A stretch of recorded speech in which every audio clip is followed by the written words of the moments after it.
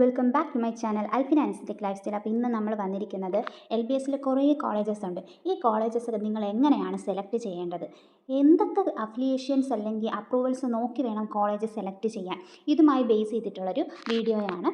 First നമ്മളൊരു കോളേജിനെ പറ്റി അന്വേഷിക്കുമ്പോൾ ചോദിക്കേണ്ടത് INC അപ്രൂവൽ ഉണ്ടോ എന്നുള്ളതാണ്.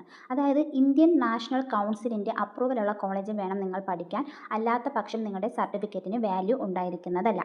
അതുകൊണ്ടാണ് നമ്മൾ പറയുന്നത് അറ്റ്ലീസ്റ്റ് ഒരു ബാച്ചെങ്കിലും പാസ് ഔട്ട് ആയിട്ടുള്ള കോളേജ് തന്നെ നിങ്ങൾ പഠിക്കാൻ സെലക്ട് ചെയ്യണം എന്നുള്ളത്. അതിപ്പോൾ BSc നഴ്സിംഗ് ആയാലും പാരാമെഡിക്കൽ ആയാലും ഡിപ്ലോമ കോഴ്സ് ആയാലും.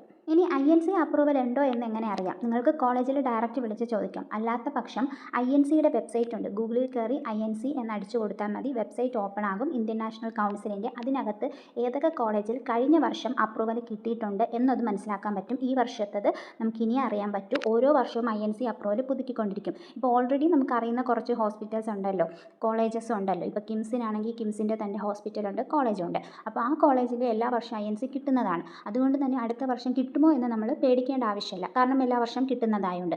പക്ഷേ പുതുതായിട്ട് തുടങ്ങുന്ന ഒരു കോളേജാണ് LBS അത് അപ്രൂവ് എടുത്ത് പുതിയൊരു കോളേജ് എടുക്കുകയാണ്. അങ്ങനെ കഴിഞ്ഞ വർഷം കോളേജസ് ഉണ്ടായിരുന്നു. അതിൻ്റെയൊക്കെ INC ചിലപ്പോൾ നിങ്ങൾ അഡ്മിഷനൊക്കെ എടുത്തതിന് ശേഷം INCയുടെ ഇൻസ്പെക്ഷനൊക്കെ കഴിഞ്ഞിട്ടായിരിക്കും വരണത്. അപ്പോൾ INC കിട്ടുമെന്ന് ഉറപ്പുള്ള കോളേജസിൽ പഠിക്കാൻ വേണ്ടി ശ്രദ്ധിക്കുക. ദെൻ ഹോസ്പിറ്റലിൻ്റെ സൗകര്യങ്ങൾ നോക്കണം. അതിൻ്റെ പേരിൽ തന്നെയുള്ള ഹോസ്പിറ്റലുണ്ട്. ഇപ്പോൾ കിംസ് ഹോസ്പിറ്റലിനാണെങ്കിൽ കിംസ് കോളേജുണ്ട്, അനന്തപുരി കോളേജിന് അനന്തപുരി ഹോസ്പിറ്റലുണ്ട്. ഓക്കെ, അതുപോലെ പേരിലുള്ള തന്നെ കോളേജും ഹോസ്പിറ്റലും ഉണ്ടോ എന്നുള്ളത് ചെക്ക് ചെയ്യുക. ഇനി ചില കോളേജസിൽ സ്വന്തമായിട്ട് ഹോസ്പിറ്റൽസ് കാണില്ല, പക്ഷേ അവർ നല്ല രീതിയിൽ ക്ലിനിക്കൽ പോസ്റ്റിംഗ് കൊടുക്കുന്നുണ്ടോ, അതെവിടെയാണ് കൊടുക്കുന്നത് എന്നതും കൂടി അറിഞ്ഞു വെക്കുക.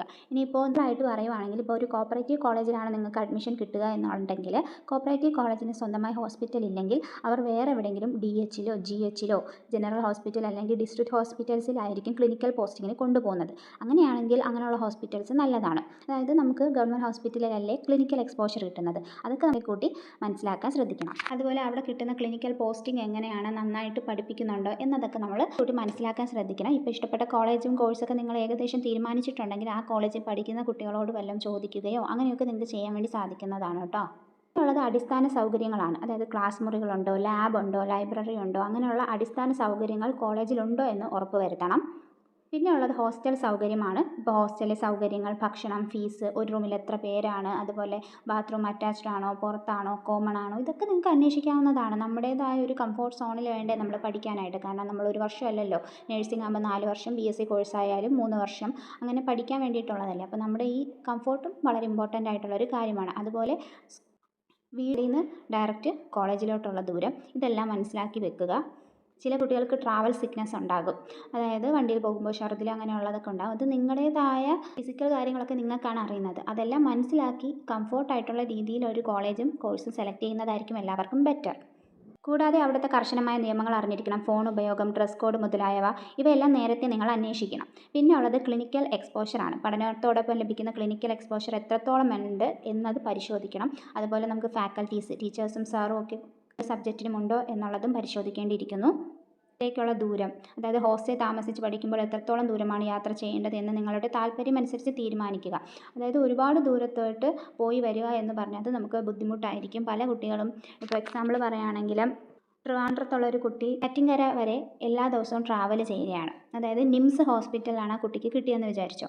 എന്നും ട്രിവാൻഡ്രത്ത് നിന്ന് ബസ് പോകും, പക്ഷേ അറ്റ്ലീസ്റ്റ് ഒരു 1.5-2 മണിക്കൂറാണ് ആ കുട്ടി ട്രാവൽ ചെയ്യുന്നത് ഒരു ദിവസം. തിരിച്ചും അതുപോലെ ട്രാവൽ ചെയ്ത് വരുവാണ്. അപ്പോൾ ഈ ട്രാവലിൻ്റെ സമയത്ത് ആൾക്ക് ട്രാവൽ സിക്നെസ് ഉണ്ട്, അതുപോലെ ട്രാവൽ ചെയ്യുന്ന സമയത്ത് ബുക്ക് വായിക്കാൻ പറ്റില്ല, അങ്ങനെയുള്ള കുട്ടികളൊക്കെ ഉണ്ട്. ഫോൺ നോക്കാൻ പറ്റില്ല, അങ്ങനെയുള്ള കുട്ടികളുണ്ട്. ട്രാവൽ ചെയ്ത് വന്നതിന് ശേഷം നമ്മൾ പഠിക്കുകയും കൂടി വേണ്ടേ, അപ്പോൾ അത് ബുദ്ധിമുട്ടാവുന്ന കുട്ടികളുണ്ട്. അതൊക്കെ മനസ്സിലാക്കി വേണം നിങ്ങൾ ഹോസ്റ്റലിൽ നിൽക്കാൻ. അതുകൊണ്ട് ഹോസ്റ്റൽ സൗകര്യങ്ങളും നോക്കുക. ട്രാവൽ ചെയ്യാൻ പറ്റുന്ന കുട്ടികൾ ട്രാവൽ ചെയ്യുക. വ്യക്തിപരമായ കാര്യങ്ങളുണ്ട്. ഓരോ കോളേജിലും അച്ചടക്കവും നിയന്ത്രണങ്ങളും വ്യത്യസ്തമായിരിക്കും. നിങ്ങളുടെ സൗകര്യം പോലെ അനുയോജ്യമായ അന്തരീക്ഷമുള്ള ഒരു കോളേജ് തിരഞ്ഞെടുക്കുക. ഏജൻസികൾ ഈ സമയത്ത് നിങ്ങളെ ഒരുപാട് വിളിക്കാൻ സാധ്യതയുണ്ട്, പല രീതിയിലുള്ള വാഗ്ദാനങ്ങൾ തരാൻ സാധ്യതയുണ്ട്. പുറത്തുള്ള കോളേജുകളിലേക്ക് പോകുമ്പോൾ ഏജൻസികളെ മാത്രം അന്ധമായി വിശ്വസിക്കരുത്. നേരിട്ട് നിങ്ങൾ പോയി അന്വേഷിച്ച് ഉറപ്പ് വരുത്തണം. കോളേജ് കാണാതെ കോളേജിൽ അഡ്മിഷനും എടുക്കരുത്. കോളേജ് കാണണം, ഹോസ്റ്റൽ കാണണം, എല്ലാം കണ്ട് മനസ്സിലാക്കിയിട്ട് മാത്രമേ അഡ്മിഷൻ എടുക്കാവൂ. അപ്പോൾ ഇത്രയുമാണ് നമ്മുടെ ഇന്നത്തെ വീഡിയോ. ഇത് ബേസ് ചെയ്ത് എന്തെങ്കിലും ഡൗട്ട്സ് ഉണ്ടെങ്കിൽ ചോദിക്കാം കേട്ടോ. അപ്പോൾ നെക്സ്റ്റ് വീഡിയോ ആയിട്ട് നമുക്ക് ഉടനെ തന്നെ കാണാം. അതുവരേക്കും okay, bye. Thank you for watching.